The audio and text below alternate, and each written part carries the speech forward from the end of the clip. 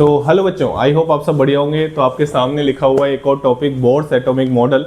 बड़ा मॉडल है, टुकड़ों में मैं इसको पढ़ाने वाला हूँ। इस वाली वीडियो में आपको फॉर्मूले बताने वाला हूँ एनर्जी ऑफ nth ऑर्बिट तक के, ठीक है ना। तो आइए देखते हैं कैसे बात करते हैं। पोस्टुलेट वगैरह नहीं बताने वाला हूँ, मैं सीधा पॉइंट पे आ रहा हूँ। इस वीडियो में आपको radius, frequency, time period, velocity, energy, इसके फॉर्मूले आप सीखने वाले हो, ठीक है। समझ में आ गया इस वीडियो का मोटिव। चलिए आइए बात करते हैं। तो आपको पता है कि भैया न्यूक्लियस है, ठीक है, और इसके सराउंड में क्या घूम रहा है, इलेक्ट्रॉन घूम रहा है। बहुत अच्छी बात है सर, कोई दिक्कत वाली बात नहीं है, ठीक है ना।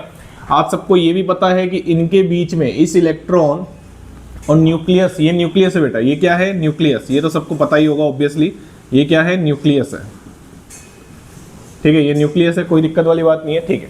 अब इनके बीच में एक फोर्स लग रहा है, electrostatic force of attraction. F बराबर क्या होता है बताओ, K Q1 Q2 अपॉन, बोलो, R² होता है कि नहीं होता।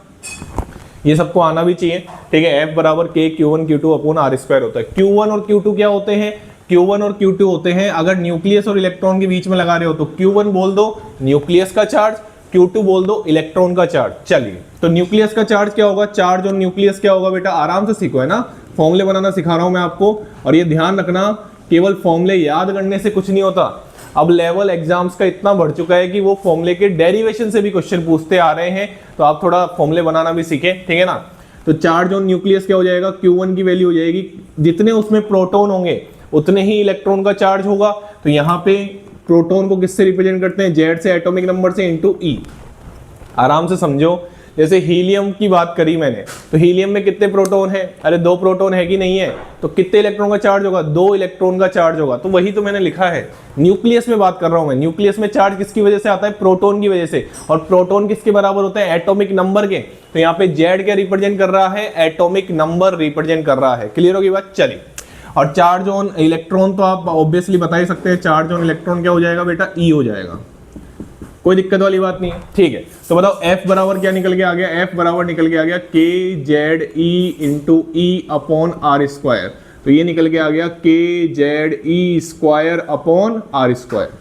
बताओ कोई दिक्कत। K, देखो ये K जो है ना, फिजिक्स में आता है, इसकी value 9 into 10⁹ newton meter square पर कूलम स्क्वायर होती है। कोई टेंशन वाली बात नहीं है, अभी आएगा, वो भी आएगा, ठीक है ना, टेंशन मत लो। चलिए, Z का मतलब एटॉमिक नंबर, E का मतलब इलेक्ट्रॉन पे चार्ज, R क्या है यहाँ पे, R बेटा यहाँ पे है रेडियस, इस ऑर्बिट की रेडियस है, किसकी, इस ऑर्बिट की रेडियस है। चलिए, तो अब एक और फोर्स होता है जिसको आप बाय द नेम ऑफ जानते हो, सेंट्रीपिटल फोर्स। सेंट्रीपिटल फोर्स, और आपकी नॉलेज के लिए मैं आपको पता भी होगा कि सर F बराबर ma होता है, कोई दिक्कत वाली बात नहीं है, और A बराबर क्या होता है, v²/r होता है। तो यहाँ पे हम लिख सकते हैं mv²/r। तो ये दोनों फोर्स, अगर इलेक्ट्रॉन, बोर क्या बोलता है कि सर अगर इलेक्ट्रॉन ऑर्बिट में घूम रहा है तो ना तो एनर्जी रिलीज करता है ना एनर्जी एब्जॉर्ब करता है, तो भैया ये दोनों फोर्स क्या होने चाहिए, सेम होने चाहिए। तो कर दो सेम इन दोनों को, तो यहाँ पे आपको दिखेगा mv² अपॉन r बराबर KZE² अपॉन R²। एक R से एक R काट दो तो आपको दिखेगा mv² बराबर KZE² अपॉन R। एक तो इक्वेशन ये बन गई, ठीक है। और एक बोर का पोस्टुलेट होता है कि एंगुलर मोमेंटम ऑर्बिट का h अपॉन 2π का इंटीग्रल मल्टीपल होता है, ये आपने पढ़ा होगा, ठीक है। क्या बोला मैंने, एंगुलर मोमेंटम, एंगुलर मोमेंटम किसके बराबर होता है, mvr के बराबर। किसका इंटीग्रल मल्टीपल होता है, h अपॉन 2π का, और इंटीग्रल मल्टीपल मतलब n की वैल्यू लाई करेगी 1 2 3 4 इंफिनिटी तक। क्वांटाइज्ड होता है, एंगुलर मोमेंटम क्या होता है, क्वांटाइज्ड होता है। और क्वांटाइज्ड का मतलब मैंने आपको प्लैंक क्वांटम थ्योरी में भी बताया था कि n की वैल्यू 1 2 3 उनके बीच की वैल्यू नहीं होती। जैसे स्टेयर चढ़ते हो ना, तो एक के बाद दूसरी स्टेयर आती है, 1.5 स्टेयर नहीं आती ना, वैसे ही n की वैल्यू 1 2 3 4 1.5 n की वैल्यू कभी नहीं होगी। सुन लिया बात अच्छे से, मतलब बोर के अकॉर्डिंग इलेक्ट्रॉन वही घूम रहा है जहां पे उस ऑर्बिट का एंगुलर मोमेंटम h अपॉन 2π का इंटीग्रल मल्टीपल आ रहा है। क्लियर हो गई बात। चलिए, तो ये मैंने 2 इक्वेशन निकाल ली, यहां से मैं फॉर्मूले निकालने वाला हूं, आराम से देखिए, मैं मिटा रहा हूं इसको, देख लो आराम से, ठीक है ना। चलिए, डेरिवेशन आने चाहिए बेटा आपको, क्योंकि अब लेवल बढ़ चुका है एग्जाम्स का और आपको डेरिवेशन आने ही चाहिए। ये दोनों इक्वेशन मेरे काम आने वाली है, जिसको मैं ऊपर लिख लेता हूं। आराम से देखो, एम वी स्क्वायर बराबर K Z E square upon R, और एक इक्वेशन है क्या, एम वी आर बराबर एन एच अपॉन 2 पाई। ये दो इक्वेशन है, इससे मैं सारे फॉर्मूले निकालने वाला हूं। आइए बात कर लेते हैं, मिटा रहा हूं मैं इनको, ठीक है। तो सबसे पहला फॉर्मूला मैं निकालने जा रहा हूं, radius of nth orbit, radius of nth orbit कैसे निकालेंगे, किससे रिप्रेजेंट कर रहा हूं, देखो आराम से, आर एन से रिप्रेजेंट कर रहा हूं, ठीक है। चलिए यहां पे कैसे निकाले रेडियस, देखो आराम से आप देख सकते हो बेटा, यहां पे आप v की वैल्यू निकाल लो। यहां से v की वैल्यू क्या आ रही है, v की वैल्यू यहां से आ रही है NH upon 2 pi M are. आराम से देखो, इसको उठा के डाल दो इसके अंदर, डाल दें अंदर, चलिए तो डाल देंगे। तो एम वी का square NH upon 2 pi M R का होल स्क्वायर बराबर क्या हो जाएगा, K Z E square upon R. Focus नहीं तोड़ना, तो यहां पे आपका निकल के आ जाएगा M N square H square upon 4 pi square M square R square, ठीक है। और यहाँ पे आ जाएगा K Z E square upon R, एक आर से एक आर कट जाएगा। तो आर का फॉर्मूला निकल चुका है आपका, क्या फॉर्मूला निकल चुका है, देखो ध्यान से, आर ऊपर चल जाएगा और एक एम से एक एम कट जाएगा, बहुत बढ़िया सर। तो यहाँ पे आ रहा है आपका आर का formula N square H square upon 4 pi square M K Z E square. अब देखो इसको याद करना चाहो याद कर लो, निकालना मेरे हिसाब से आना चाहिए, क्योंकि याद किया हुआ बच्चा तो भूल सकता है, क्योंकि सिलेबस बहुत बड़ा होता है यार, कितना याद करोगे।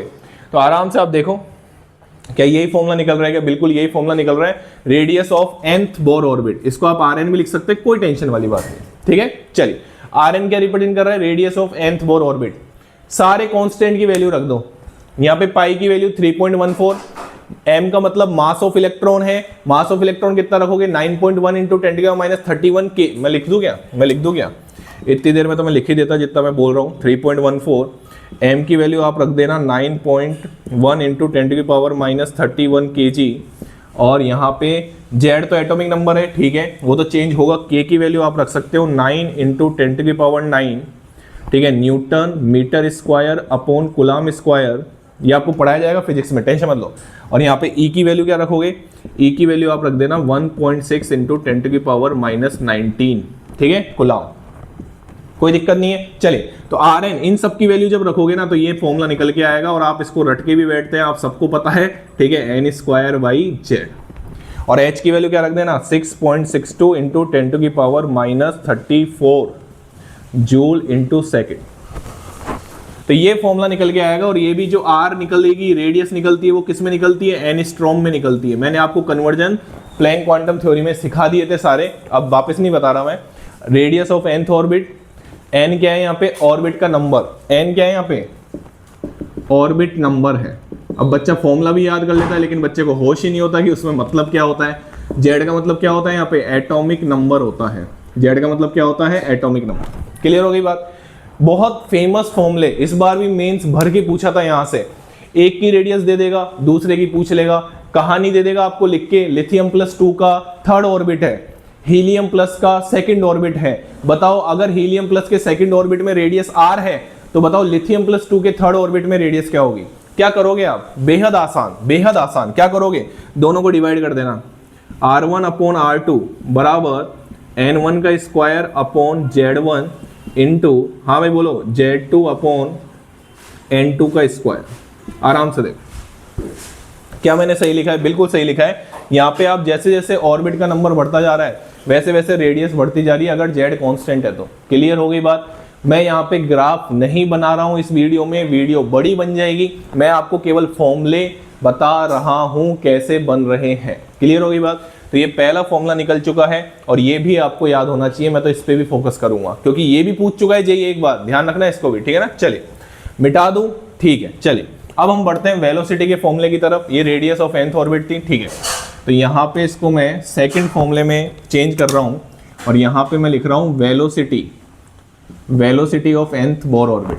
उसके लिए क्या करेंगे, आइए मैं आपको सिखाता हूँ। इसको मैं रफ कर रहा हूँ, चलिए इसको रफ कर दीजिए सर, कोई टेंशन वाली बात नहीं है। चलिए तो यहाँ पे इसके फॉर्मूले में रफ नहीं कर रहा हूँ, आर एन का फॉर्मूला रहने देते हैं, कोई टेंशन वाली बात नहीं है, बच्चों को दिखते रहना चाहिए, ठीक है। चलिए अब मेरे को वेलोसिटी का फॉर्मूला निकालना है, तो वेलोसिटी का फॉर्मूला कैसे निकालेंगे? बहुत आसान है, बहुत आसान, कोई टेंशन वाली बात नहीं है। यहाँ पे आपने ये फॉर्मूला निकाला है ना, अरे ये ड्राइव करके ये निकाला है ना आपने, यहाँ पे आर की वैल्यू रख दो, ये वाली आ जाएगा आराम से। तो v बराबर NH अपॉन 2πm, आर की वैल्यू रख दो n square h square. Derivation आपको आना चाहिए, रट नहीं सकते हो आप, ये ध्यान से सुन लेना, डिवाइडेड, ठीक है। चलिए अब इसको थोड़ा सिंप्लीफाई कर लो, तो यहाँ पे क्या आ जाएगा? 2π आ जाएगा, ठीक है। एक m से एक m कट गया, ठीक है। और क्या कट रहा है? एक n से एक n कट जाएगा, और क्या कट रहा है? और कुछ नहीं कट रहा ना। चलिए तो इसको थोड़ा सा हम लिख देते हैं, मैंने बिल्कुल, और एक h से एक h कट गया, ठीक है। तो v बराबर निकल रहा है, vn बराबर 2π के ZE स्क्वायर अपॉन NH। देखो आराम से, क्या यही निकल रहा है क्या मैंने कोई काटने में तो गलती नहीं कर दी? देखो आराम से, 2π इधर देखो ध्यान से, 2π से ये काट दिया, 2π बच गया, ये ऊपर चले गया, ठीक है। एक m से m कट गया, ठीक है। k ऊपर चले गया, k ZE स्क्वायर, ठीक है, कोई दिक्कत नहीं है। और n से क्या कट गया? एक n कट गया, n नीचे आ गया, ठीक है, कोई दिक्कत नहीं है, h, ठीक है, बिल्कुल सही है। चलिए सारे कांस्टेंट की वैल्यू रख दो, तो यहाँ से वेलोसिटी का फॉर्मूला निकलेगा Vn बराबर 2.188 into 10⁶ Z by n meter पर सेकंड में। आराम से देख लो, मीटर पर सेकंड में निकलेगा।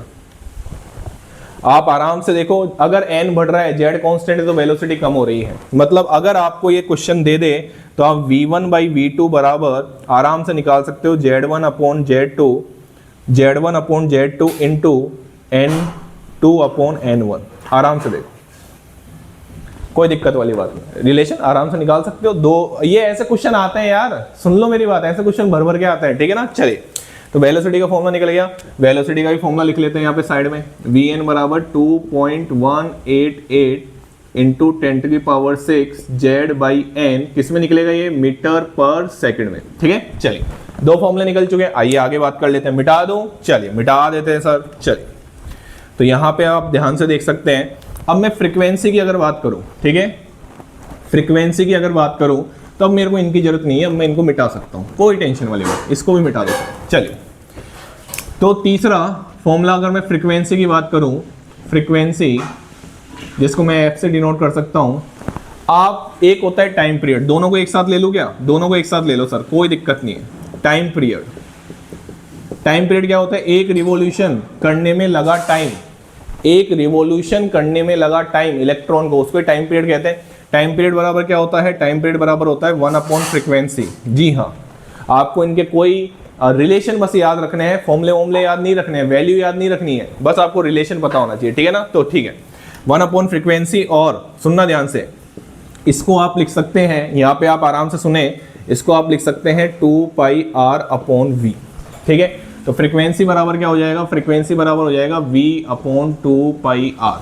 अगर आपको कभी भी फॉर्मूले की जरूरत है, सुनना मेरी बात ध्यान से, वेलोसिटी का फॉर्मूला रख दो उठा के, r का फॉर्मूला रख दो उठा के, आराम से आप क्या निकाल सकते हो? फ्रीक्वेंसी निकाल सकते हो। मैं रिलेशन में निकाल रहा हूं, देखना ध्यान से। वेलोसिटी किसके डायरेक्टली प्रोपोर्शनल थी? वेलोसिटी डायरेक्टली प्रोपोर्शनल थी किसके?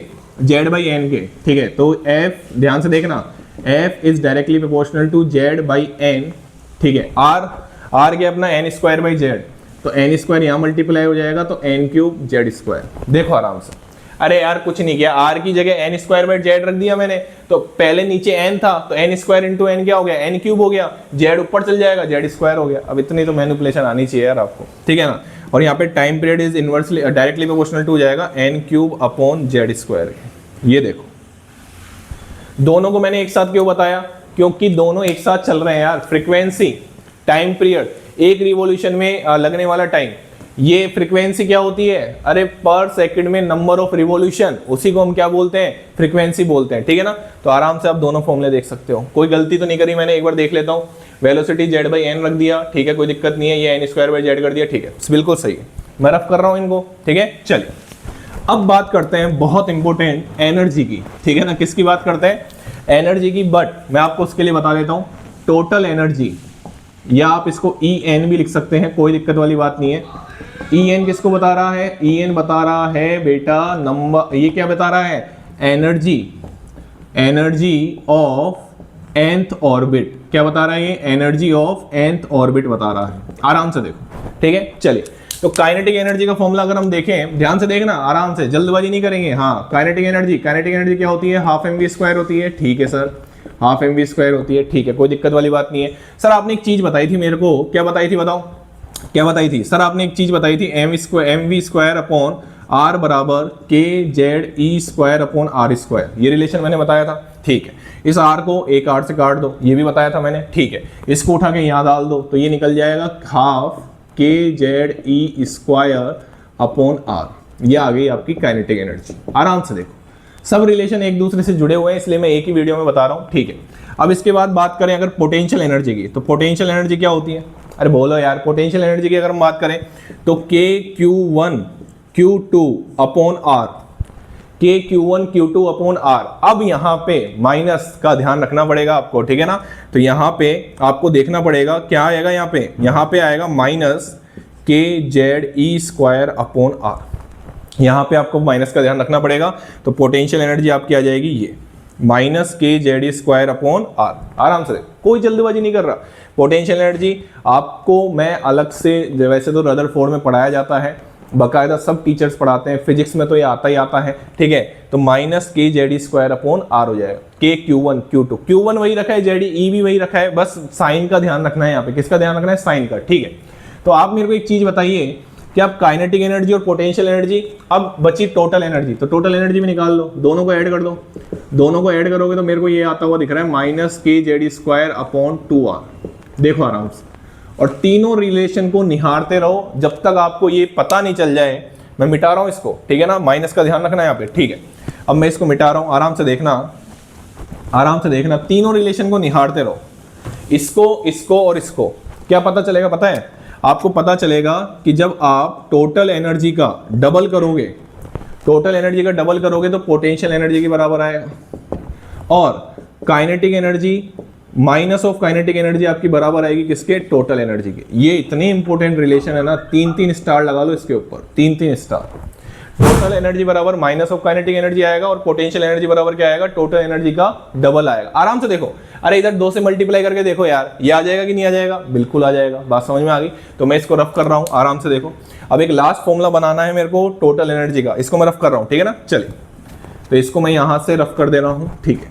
आराम से देखो, तो यहाँ पे अगर आप देखें टोटल एनर्जी का फॉर्मूला, तो टोटल एनर्जी का फॉर्मूला क्या बना? EN, क्या बना टोटल एनर्जी का formula? Half minus half kze² upon R, ठीक है।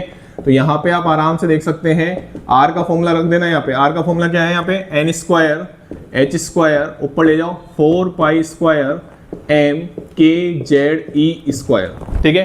तो यहाँ पे क्या निकल जाएगा? EN का फॉर्मूला निकल जाएगा यहाँ से, क्या निकल जाएगा बताओ? यहाँ से निकल जाएगा k², ठीक है, माइनस z² हो जाएगा, कोई दिक्कत वाली बात नहीं है, ठीक है। तो यहाँ पे आप इसको आराम से सोल्व कर लेना, ठीक है। मैं इसको आपको छोड़ देता हूँ आपके लिए, आराम से इसको आप सोल्व कर लेना, ठीक है। तो जितने भी कांस्टेंट है उसकी वैल्यू रखोगे ना, तो आपका फॉर्मूला निकलेगा -13.6 z² अपॉन n² EV पर एटम। ये बहुत शानदार फॉर्मूला, ये देखो, आराम से देखो। और यहाँ पे अगर आप बात करोगे जूल में, तो ये निकलेगा -2.18 into 10⁻⁻18 z² upon n² joule पर एटम। आराम से देखो, कोई जल्दबाजी नहीं, देखो आराम से, ठीक है। तो मैं इस वीडियो को यहीं पे अभी एंड कर रहा हूँ, ठीक है। आराम से आप देखो, यहाँ पे n बराबर आप 1 रखोगे, वो वैल्यू आपको पता होनी चाहिए। जैसे E1, अगर मैं हाइड्रोजन एटम की बात करूँ, किसकी बात करूँ? 4 हाइड्रोजन एटम। वैसे तो आपको 4 तक वैल्यू याद होनी चाहिए, ठीक है।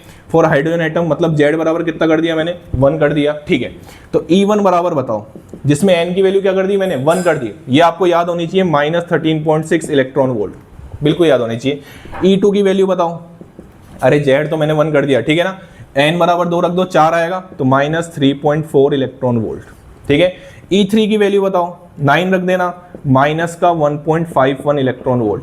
E4 की वैल्यू बताओ, माइनस का 0.85 इलेक्ट्रॉन वोल्ट।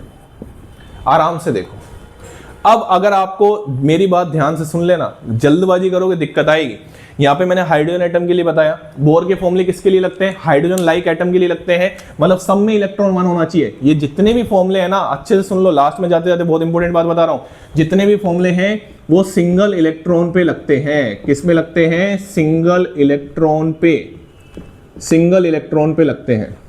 जितने भी बोर के फॉर्मूले हैं सिंगल इलेक्ट्रॉन स्पीसीज पे लगते हैं। ये हाइड्रोजन एटम के लिए निकाली। मान लो हाइड्रोजन एटम को छोड़ के दूसरे की एनर्जी पूछ लेता तो क्या करता, कुछ नहीं करना था आपको, -13.6 Z² EV में, -3.4 Z² EV में, -1.51 Z² EV में, -0.85 Z² EV में। आराम से देखो, तो इतना तो आपको याद होना चाहिए अगर आपको क्वेश्चन फास्ट करना है तो, ठीक है ना। मैं इस वीडियो को यहीं एंड कर रहा हूँ, सारे फॉर्मूले मैंने आपको बता दिए हैं और जितनी भी एक्स्ट्रा बातें हैं वो मैं नेक्स्ट वीडियो में लेके आऊँगा, टेंशन मत लो। अभी आप केवल इतना तक पढ़ो, फिर इसके बाद जब मैं इसको रिलेट करूंगा बोर को, ठीक है, और भी बहुत सारी चीज़ें मेरे को बतानी है। अभी मैंने ग्राफ इसमें नहीं बताए हैं तो उसकी भी टेंशन मत लेना, सब बताऊंगा। Ionization energy, binding energy, separation energy. Video को बड़ा नहीं करना चाहता मैं, छोटी छोटी वीडियो आपके लिए आती रहेगी। Thank you so much. Channel को लाइक करें, शेयर करें और सब्सक्राइब करें।